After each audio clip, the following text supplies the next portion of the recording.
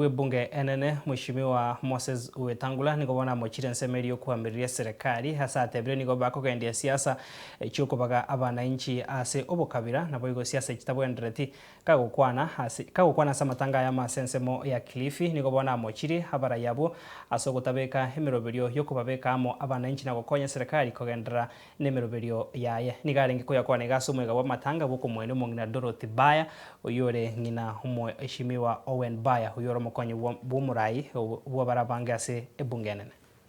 Ngoja tuumwe na nyoka ndio tutafute simple tutaharibu nchi yetu.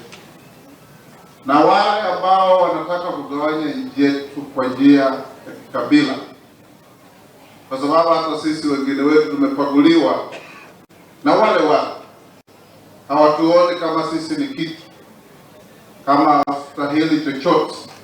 Hii nchi ni ya Wakenya wote.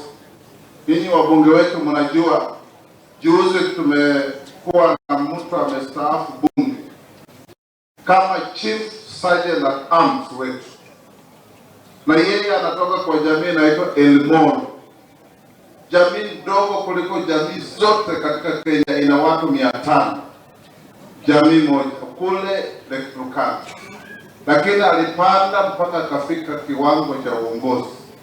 Hiyo ndio Kenya tunataka.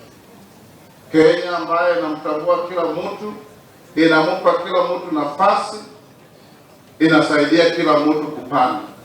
Na wale wakorofi walio juu tuwateremushe, tupandishe watu wazuri. Ndio nchi yetu ende mbele. Kwa hivyo tunaungana na rais wa nchi, rais wetu William Ruto, kuendelea kueneza injili ya umoja, kuchapa kazi na kupanda merekebu ya kuelekea Singapore. Na Singapore sio ati Mung'ara atapanda ndege aende Singapore.